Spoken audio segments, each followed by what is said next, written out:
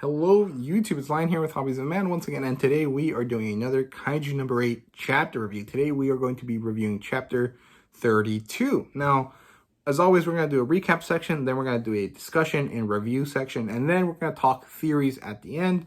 I'm not really sure that I have a solid theory just yet, but I do have a few things to say about where the next chapter might go and where the rest of the story is heading now that, stuff has happened. Now, let's jump into the recap, but before that, please do make sure to check out the last video if you haven't yet watched it yet. It's up there in the card. But yeah, let's just jump into the recap now. Let's see what we have. So, last time we saw a Kaiju bomb. I think it was actually called a Joju bomb, dropping from the sky, and it's falling on the base, and after a false victory, where everyone thought that they had finally defeated the dragon Kaiju that was fighting them at Tachikawa base, Kafka, knowing that he's the only one that has the power to stop this Joju bomb, transforms in the middle of everyone seeing him, and surprises Mina and Hoshina and everyone else, because what the hell, we had a Kaiju fighting in our midst the whole time. How the hell did we miss that? And shocks everyone and prepares himself to stop the giant Kaiju bomb that is about to fall on the base. And man, it was crazy. Last chapter was really, really good. I really felt the huge impact of that, cliffhanger there at the end. But let's just jump into chapter 32 now. It was 18 pages long, and it starts right at the end of the last chapter. So we're back with Okanogi as she's yelling about the fact that they have found Kaiju number 8 once again. Now, Hoshina is having a bit of an inner monologue here. He's kind of feeling betrayed. He's like, man, I knew something was fishy about this guy, but I allowed him to let me in and care about him, and now I realize that, goddamn, I was right. There was something wrong with this guy. Which is kind of crazy because they're literally seeing him save them. How do they think that he's a bad guy? But I guess it has to be that way in order to move the plot line around, along. So, whatever, I guess.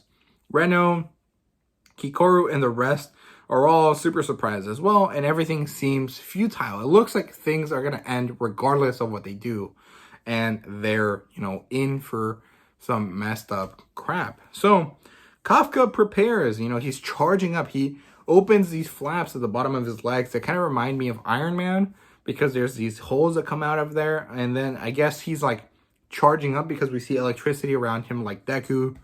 And he jumps and he breaks the floor around him. Everything breaks as he jumps because he jumps so powerfully.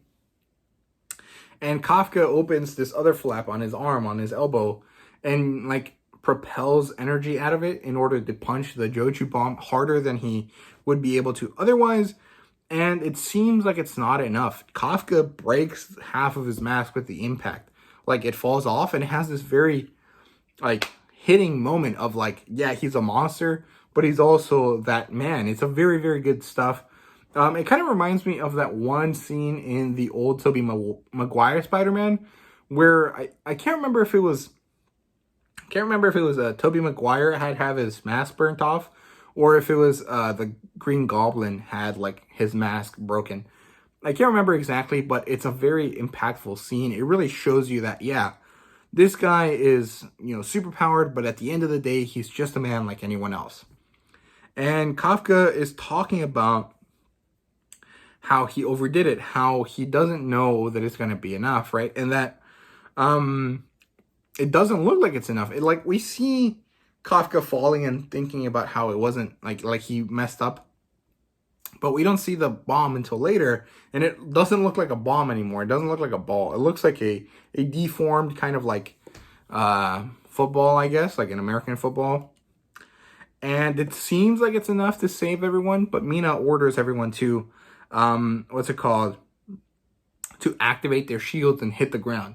And it seems like the explosion was high up enough in the air to not hurt them, but it was a huge explosion that moved across Japan. Apparently, some people were saying in the Kaiju number 8 subreddit that this is a homage or a reference to One Punch Man. I'm not really sure that that's the case because there's a lot of different anime and manga that have scenes like this. I mean, we've seen All Might punch something and have the ground break below him quite a few times. So it doesn't really feel like that's that special. Although I guess the imagery of the bomb going off in the air is a lot more similar to something that has happened in One Punch Man. So there is that. I really don't have an opinion on that. I just found it kind of interesting to mention. But yeah, and everyone has activated their shields and they managed to survive the explosion. And Kafka is standing amidst destruction in this really awesome double spread where we see like the shadow of Kafka doesn't look really clear. We see this really bright white light in the background, and then we see like the destruction where all of the city just seems to be flattening out as Kafka stands there. Super cool stuff. The spreads here are awesome. As always, the art here is always so good.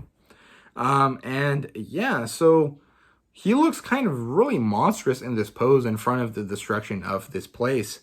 And Mina is affected. She seems to have this look of fear in her eye, like, oh my god, that was my friend, and now he's a monster. Of course, he's not a monster, and everyone should be able to see that, but if for some reason they don't, I think it's because these people have been conditioned to find kaiju horrendous in every way imaginable, because that has been the case so far. But, with Kafka, that's not true. And, we have obviously Mina and stuff have a very understandable reaction to seeing an old friend turn into a monster, right? But yeah, Kafka stands again, and he's like basically in defeat. He can't fight, he can't move, his legs are shot, his arms are shot, he is basically immobile. He's like standing there looking up at the sky, but he doesn't have the ability to do anything. Essentially, it's the same thing that happened with Kikoru and Hoshina, where they basically went overboard and overheated, and so they got locked out of their suits. Basically the same idea, but obviously this is a more biological system. So basically it's just like Kafka's too tired to do anything. And he says he can't fight, and he apologizes to Reno and Kikoru in his mind, as we see Reno running towards Kafka, and we see Kikoru standing in the distance looking at him like, damn, this guy really just did that. And yeah, then Mina, we see Mina steeling herself, preparing herself to do what she has to do. And she says Kafka's name, and then she has, the ellipses, the 3 dots, and then she says, no, Kaiju number 8. And she says, you are under arrest. And she's going to take him into custody. And then we see Kafka. We only see one side of his face. And I'm pretty sure it's the side that doesn't look like a human. It's like the side that still has his mask on it. But his eyes don't have that black background anymore. It's white. So we see that, Kafka is human, at the end of the day. And we see him have a very sad expression. Like, yeah, I knew this was going to happen, but I had to save you guys.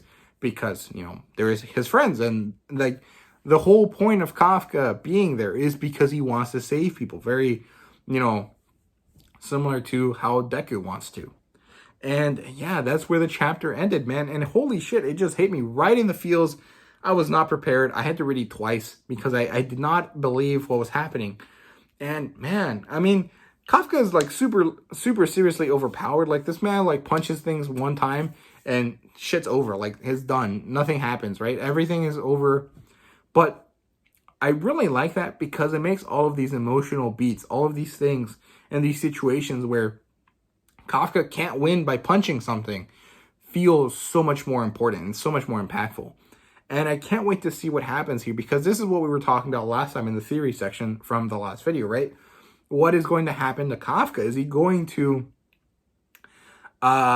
be freed? Is he going to be turned into a lab rat? Is he going to turn into the weapon of the JDF? What's going to happen, and what are Kikoru, Reno, Hoshina, and Mina going to do? Now, let's jump into the theories. I have like 2 general ideas.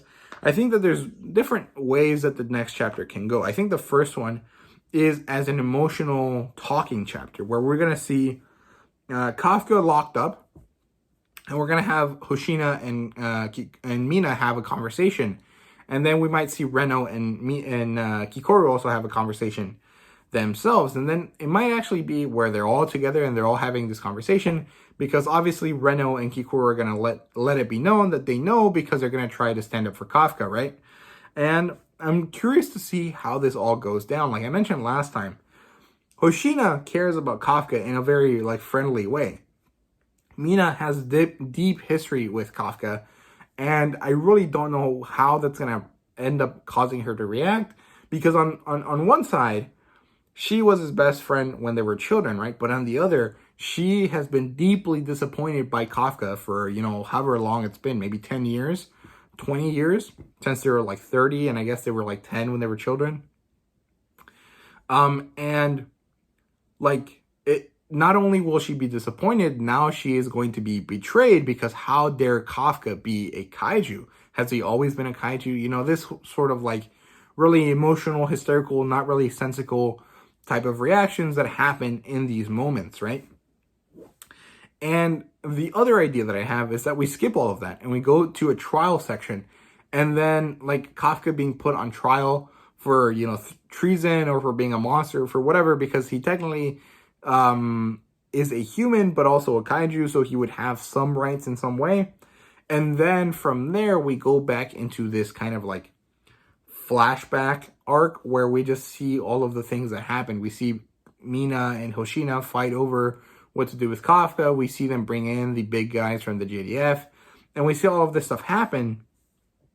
And I'm not really sure how it's going to go down. I think there's still a few more chapters before we actually get to any of that. I think that there has to be like a scene where Mina has to actually handcuff Kafka and show him that, she means business, and that she's not afraid to put him down, because no matter what type of relationship they have, Kafka is a monster right now, in her eyes, even though everyone that reads this knows that he's not a monster, that in fact he's, a hero, right? So there's so many crazy things here, and I'm really excited to see how this goes, because there's so much stuff here that is really going to make or break the series, because at this point, the fan base has been built. There's people that are going to follow this, and they're going to ride and die for it, regardless of what happens, right? But this is the real key turning point for most other people. Anyone that really has, that gets into this later, this is the point where things are going to matter to them. Like, the decision of whether they want to keep reading or not is going to be this arc, in my opinion, because how this is handled is crucial, because this is what defines how the story works. But that's it for me. I hope you guys enjoyed this video. If you did, please leave a like, subscribe, and comment down below. Let me know what you thought. Thank you guys so much. I really do appreciate it, and see you guys later.